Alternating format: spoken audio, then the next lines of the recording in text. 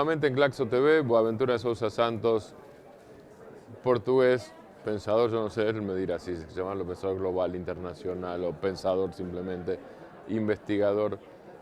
Boaventura, muchas gracias por el diálogo en primer lugar y en segundo lugar, como para arrancar con el tema más actualidad, estamos en mayo del 2015, estamos en Laza de Puerto Rico, hubo recién elecciones en España.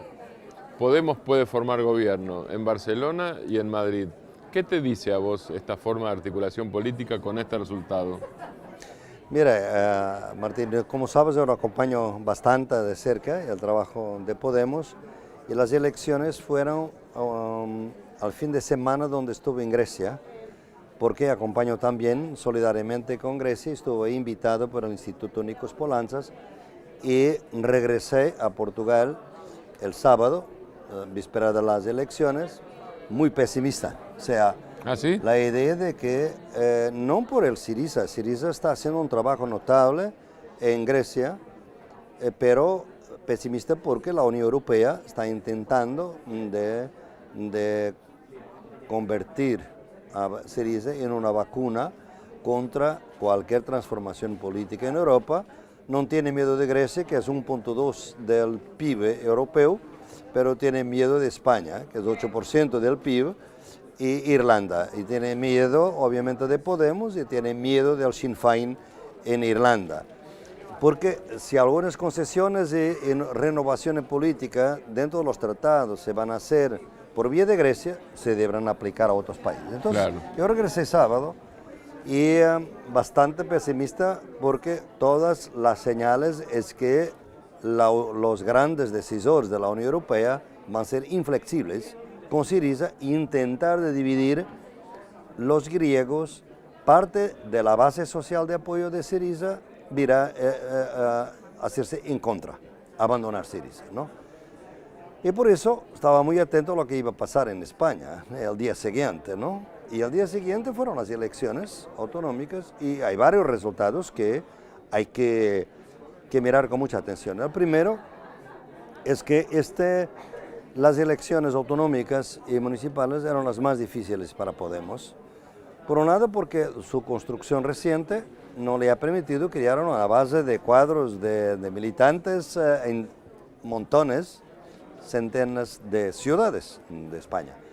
Por otro lado, hubo en tiempos recientes, hace 15 días, yo estaba ahí con ellos, 3 semanas, yo estaba en Madrid y hubo de alguna manera una disidencia entre Juan Carlos Monedero y Íñigo, sobre todo la dirigencia, un poco de Íñigo Errejón, sobre la conducción política de Podemos. Era una disidencia en parte política y otra parte también debido a las cuestiones financieras que en el pasado, digamos que asombraron un poco el problema de Podemos. Por eso estaba un poco muy atento y preocupado con los resultados. Lo que pasó fue que Podemos hizo una estrategia absolutamente brillante, que fue lo siguiente: como no tenía realmente militantes suyos, lo que hice fue ser articulador, facilitador de movimientos de ciudadanos que en muchas ciudades de España, porque hablamos de Madrid y Barcelona, pero hay muchas pequeñas ciudades, Sí, claro, donde hay movimientos de ciudadanos que han luchado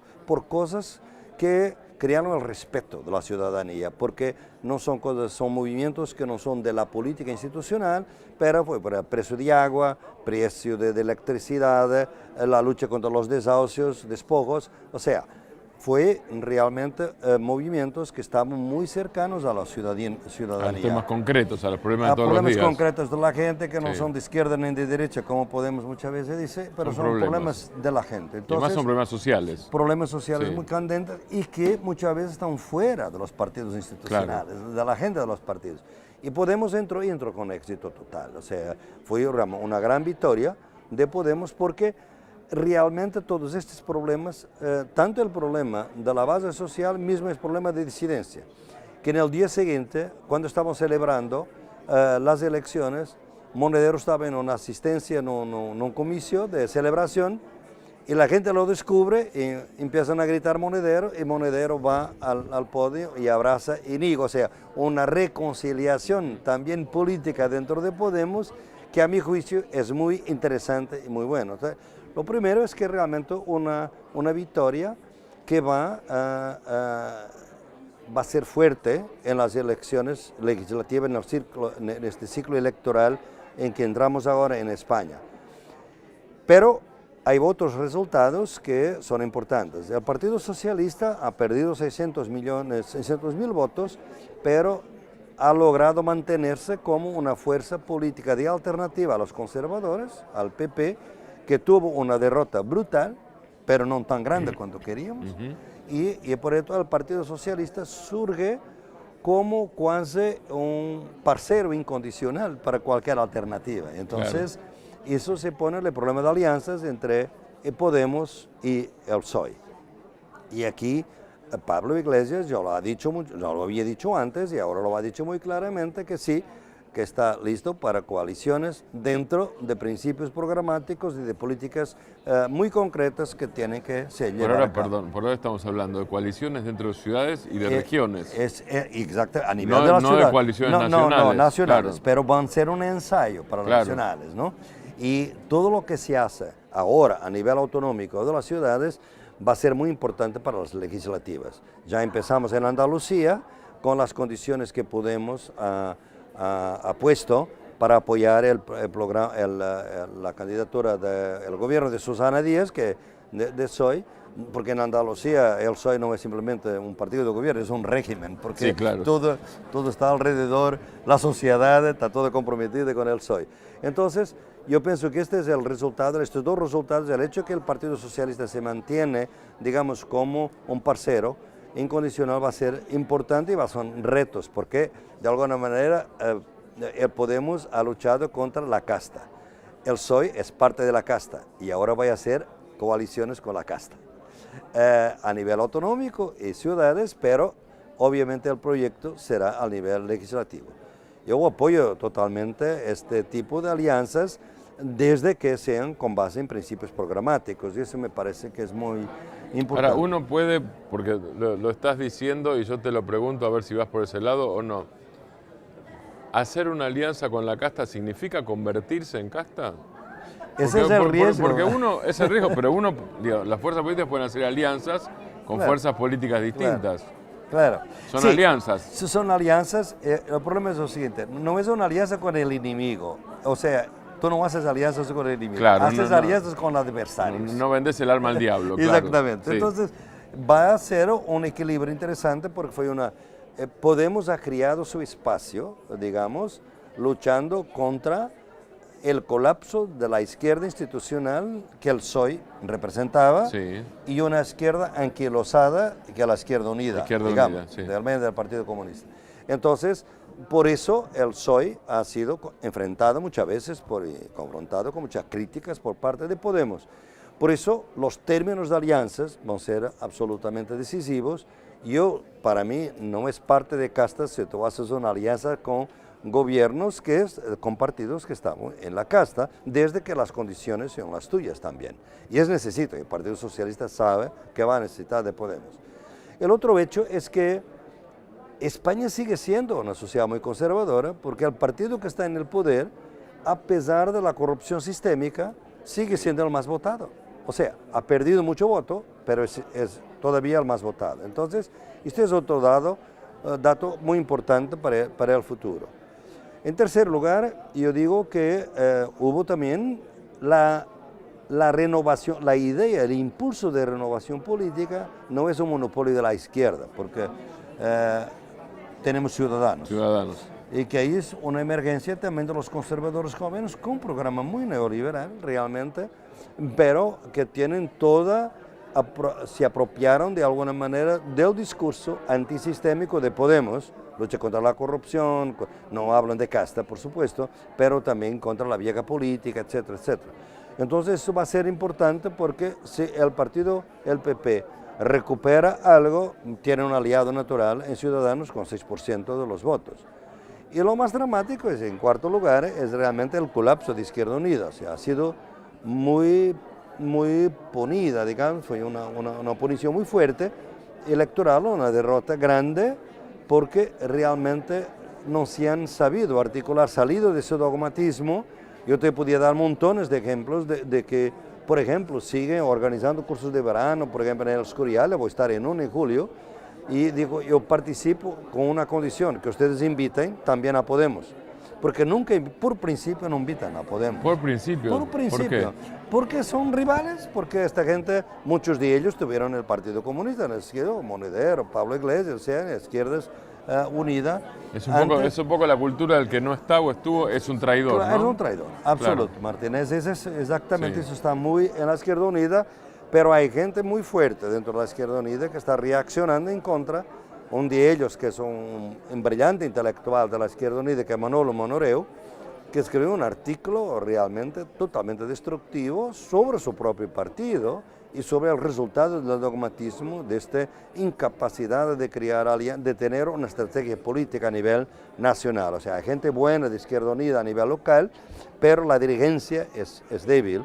Yo pienso que Julio Anguita, que como tú sabes fue un histórico, es un hombre que sigue hoy volviendo de algunas sus ideas que fueron echadas, realmente abandonadas por Izquierda Unida, puede regresar sus ideas, digamos así, después de este debacle de España. Entonces te quiero decir que lo que pasa en España es importante porque pienso que es un impulso que se va a mantener hasta las legislativas. Vamos a tener un cambio político, no es realmente una alternativa al bipartidismo, va a ser un cuadripartidismo quizás y de tipo nuevo, y eso va a tener consecuencias para Europa. Obviamente que los gobiernos conservadores de Alemania y de Francia, que en este momento es también un gobierno conservador, están ciegos, están sordos, no quieren ver lo que está pasando en Europa, están intentando de destruir a Syriza, pero ahora ven que ya hay Podemos, que la gente de España no se intimidó con lo que está pasando en Grecia y votó para una idea nueva. Entonces, me parece que eso puede tener algún impacto, va a tener quizás también impacto en Portugal, menos quizás, pero pienso que es un momento luminoso, digamos, de la política europea, lo que pasó el domingo pasado en España. ¿Es una de las primeras veces que una fuerza política europea, o tal vez la primera, no lo sé, no quiero ser tajante y te lo pregunto, que surge primero con una estrategia, como vos decías, inteligente de construcción política, de enraizarse con los temas, pero además, por un lado, no se queda en el contrapoder, no se queda en el contrapoder, digo, Podemos no es Holloway, es después, claro. Voy a la sociedad, o surco de la sociedad, y busco el poder, o busco el Estado en todo caso, por un lado. Y la otra cosa es una impronta de articulación con los movimientos políticos, con los movimientos sociales, e incluso con los gobiernos de Sudamérica, sobre todo, no tanto de América Latina, con los gobiernos de Sudamérica. No, yo pienso que fue un aprendizaje que todos nosotros hicimos, yo debo decir que también en todo desde los 90, cuando empecé con mi primer trabajo sobre la democracia participativa, el presupuesto participativo en Porto Alegre, que empecé en 90, era una novedad. O sea, ¿cómo podemos articular la democracia representativa con democracia participativa a nivel municipal? Pero es un principio, ¿no? Esta era una cosa novedosa por toda Europa. Después van a surgir en 2000, a partir del 98 con Venezuela, y después con los gobiernos progresistas, muchos de ellos son emergencias de movimientos populares. Y por eso los partidos que surgen a partir de movimientos sociales, y eso va a sugerir una idea que debería haber una otra relación entre movimiento y partido, ¿no? Eso es muy claro en el PT, en Brasil, es de alguna manera también el movimiento al socialismo de Evo Morales, de Bolivia, es menos Alianza País en Ecuador, y obviamente el Partido Socialista Unificado de Venezuela es un caso especial porque realmente es muy construido desde arriba y no tanto desde grupos de base. Pero fue la emergencia de esta novedad de hay otras maneras de hacer política que no son solamente los partidos, que no tienen quizás el monopolio de la representación. Los ciudadanos pueden a través de movimientos articularse también políticamente y quizás puede haber una articulación no instrumental, no propietaria de los movimientos por parte de partidos. Entonces una emergencia política, una otra subjetividad política, una otra agencia política. Y aprendemos mucho, yo pienso que Podemos no se puede comprender sin este aprendizaje de América Latina, Ahora, lo que es curioso y dialéctico en la historia es que en este momento los latinoamericanos tienen que aprender de nosotros. ¿Por qué? A ver, ¿en qué sentido? Porque, por ejemplo, el PT ha perdido totalmente la articulación con los movimientos. La crisis interna del PT que vamos a tener ahora en el Congreso, que no va a cambiar de nada, no va a cambiar nada, porque el PT está realmente atrapado en una paralisía, digamos así, sí, está todo Brasil en una impasse, ¿no es cierto? Y el PT tiene la propia. Y tiene la propia, y ahora dentro del PT hay fuerzas, grupo de manifiesto, de grupo de carta a los brasileños, para que se renueve la política, y la renovación tiene a ver con la democracia participativa, con un otro constituyente y sobre todo con la financiación pública de partidos, porque obviamente la plata y el dinero, las empresas acabaron por colonizar también el PT y todos los otros partidos, y la corrupción se transformó endémica. Y entonces los partidos que fueron inspiración, porque venían de la emergencia de los movimientos sociales, perdieron la conexión. Y ahora Podemos está al contrario intentando de mantener, y es muy difícil, te digo, esta articulación con los grupos de base, que en Podemos son los círculos ciudadanos, que cuando es muy difícil, muy tensa, pero el Podemos está intentando de mantenerla, pero cuando vienen las elecciones, la democracia representativa absorbe tanto las energías de la gente, que he hablado con bastantes militantes en España de círculos de ciudadanos que se sienten abandonados por la dirigencia del Podemos. Ahora Podemos está más interesado en un minuto de televisión que pasar 2 horas discutiendo las cosas con nosotros, ciudadanos. O sea, la tensión entre el partido y el movimiento se está obviamente surgiendo, y la disidencia de Monedero era ya una señal que esto está pasando. Pero Pablo Iglesias y la dirigencia en general son muy esclarecidos y saben eso, y están intentando por todo de no perder esta articulación. Es difícil cuando después hay que gobernar y no hay cuadros también, ¿no? Sí. Que tal vez va a ser un problema de Podemos en algún momento. Claro, va a ser difícil. Aún teniendo ese objetivo, gobernar requiere ministros, asesores, aunque sean pocos, digo, los necesarios. Sí. Los necesarios son muchos. Sí, son muchos, y claro, y muchos de ellos algunos son brillantes, de trabajo de base, trabajo político, y ahora en un gobierno donde estuviera Podemos iban a ser ministros o secretarios, lo que sea. Claro. Y por eso se va a descalificar el movimiento social. Exacto. Fue lo que pasó en PT. Sí, por eso estaba pensando en eso. Claro. Tenés cientos de vereadores, digamos, ¿no? Sí. Cientos de intendentes. Ministros, secretarios, digo, en realidad los militantes prácticamente van al Estado. Todos fueron al Estado, en el caso de Brasil casi todos, y muy rápidamente entraron dentro de la lógica de un Estado capitalista y además corrupto, ¿no? O muchos de ellos, no estoy diciendo todos, ¿no? Porque hay una parte que no lo dice, ¿no? Pero hay que rescatar eso. Pero ese es el peligro, y yo pienso que ese es el peligro de cómo organizar políticamente esto que queremos, que es esto, que la democracia representativa claramente han demostrado en Europa, y yo pienso que en el resto del mundo, que no se sabe defender eficazmente de los antidemócratas, los plutócratas, los cleptócratas que hoy dominan la democracia, que son los ladrones, obviamente, y es el dinero que financia la política. Por eso la democracia representativa va a sobrevivir apoyada con la democracia participativa o comunitaria o directa, como quieras. Y esa es nuestra lucha. Yo pienso que eso es muy claro de Podemos, que hay que ir a otra reconfiguración del Estado, donde la democracia participativa se articula con la representativa.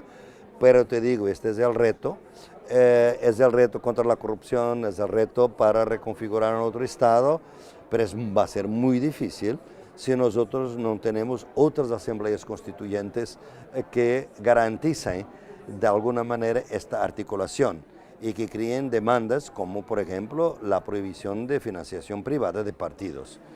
¿En qué nivel está la discusión en Europa? Porque en Brasil, en realidad, el gobierno de Dilma no puede imponer la ley que quiere de financiación pública de la política, que terminaría en parte con los cleptócratas, como vos lo llamás, no sé si con los plutócratas, pero por lo menos en parte le pondría un límite a los cleptócratas.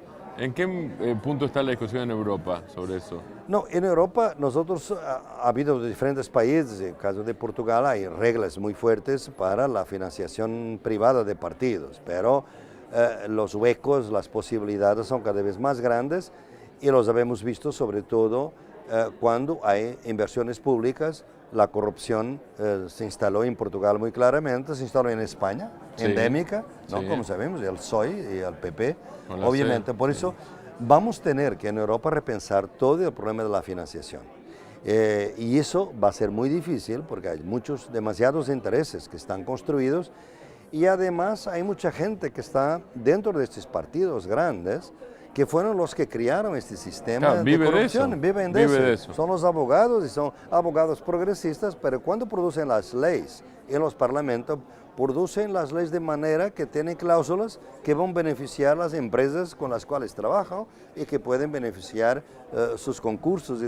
O sea, es un sistema muy difícil de quebrar. Claro, tenemos dos alternativas. Vamos a hacerlo de una manera pacífica a través de energías sociales que emergen de los ciudadanos, o vamos a hacerlo en un contexto de crisis brutal en Europa, en el caso de Europa. Y en el caso de América Latina es la arrogancia, la agresividad de la derecha que está viniendo por veces admitiendo regresos a dictadura. O sea, uno no podía imaginar que en Brasil este discurso arrogante, agresivo, sí, con grande penetración a mi juicio del imperialismo norteamericano que no perdona a Dilma algunas políticas nacionalistas con el presal y con este Banco de Desarrollo Alternativo al Banco Mundial, están intentando desestabilizar. Entonces va a ser muy difícil porque estamos en una década de luchas defensivas.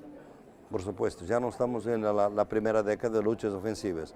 En Europa habemos estado siempre en luchas defensivas y esta es una lucha defensiva. Mira, tú miras el programa de Podemos o mira el programa de Syriza, es un problema socialdemócrata, un programa socialdemócrata, sí, además moderado. Esta es la ironía de Europa. Los socialdemócratas de ayer son los neoliberales de hoy. Los revolucionarios de ayer son los socialdemócratas de hoy. Y por eso luchamos en un marco que es capitalista, no es un marco de otra sociedad.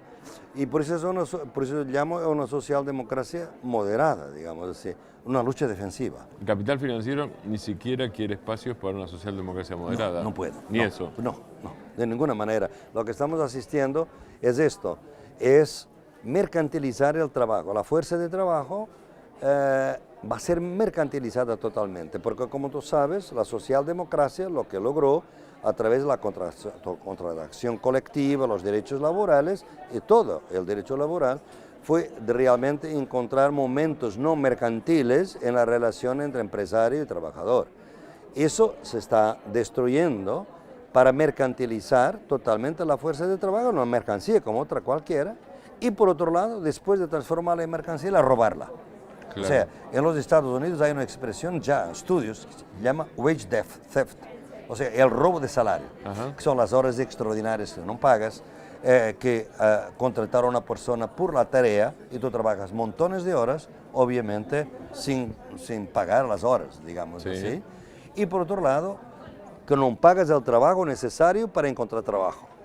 Los jóvenes hoy pasan montones de tiempo preparando sus CVs y sus cartas de intenciones y sus memorias para poder luchar por un puesto de trabajo. Ahora, lo que estás contando es muy siglo XIX. Claro, sí. Pero en términos de trabajo. Absolutamente. No estamos regresando a algunas formas del siglo XIX y por eso no sabemos lo que va a pasar. En el siglo XIX lo que hubo, por guerras, obviamente, sí. Europa es nunca me olvido de decir que es el continente más violento, porque es lo que ha matado a más gente, claro. 60 millones de personas en 2 guerras mundiales, no sabemos lo que va a pasar, pero ahí hubo realmente después una alternativa que se pues, separa en 2 alternativas, que es un socialismo revolucionario de Unión Soviética y un socialismo democrático, la socialdemocracia, y vamos a tener estos 2 ejes. En este momento en Europa no sabemos cómo vamos a salir de esto. Por en cuanto estamos en un proceso de defender lo que existe, porque hay educación pública, salud pública, que hubo conquistas maravillosas, por ejemplo, en mi país, que hoy tiene índices de salud, de mortalidad, que son de primer mundo, en 40 años después de la revolución. Pero ahora están privatizando, están destruyendo todo. Y de una manera brutal. Por eso estamos en esta parte de defensa. No sabemos lo que va a pasar. Por eso puede ser que lo vamos a hacer en un contexto democrático, digamos normal, o en un contexto de una crisis profunda, si este maximalismo neoliberal, que ahora va a tener una dimensión brutal, que era el Tratado de Libre Comercio entre Europa y los Estados Unidos, que va a eliminar la socialdemocracia. Esta es mi previsión. Si este tratado se aprueba, es la muerte de la socialdemocracia, que es la muerte de todo lo que es social, de todo lo que puede ser construido como un obstáculo al comercio libre. Por ejemplo, una protección de consumidores, una ley de protección ambiental puede ser construida como un obstáculo al comercio libre. Y las empresas pueden demandar el Estado no puede demandar a las empresas. Esta es una locura, es ALCA, obviamente, ¿no? Claro. Peor, Claro. quizás. Y se está negociando y a punto de ser aprobada, y yo pienso que los ciudadanos europeos estamos ahora con firmas, peticiones, quizás demasiado tarde. Claro, igual que el ALCA si hubiera fructificado, que no fructificó, no estamos hablando solamente de comercio, sino justamente de la relación con el Estado. Sí, claro, cambia totalmente. Y aliás, no logramos, ALCA no se logró, pero lo que se está haciendo son bilaterales, acuerdos bilaterales de Europa, por ejemplo, hoy con América Latina no hace ninguna diferencia en relación a los Estados Unidos. Son dos propuestas neoliberales, sin punto. No era lo que estaba en el Oregon con el Mercosur, claro, que era al contrario, era una especie de Unión Europea, digamos también política y con otro sistema de compensaciones, por ejemplo, entre países. Eso obviamente que no está en la agenda de nadie en este momento. Pues es un momento de peligro, a mi juicio, para todas las fuerzas democráticas, porque estamos viendo en Europa la emergencia de extrema derecha, ¿no? Con nacionalismo, xenofobia, racismo, que es muy fuerte contra los inmigrantes.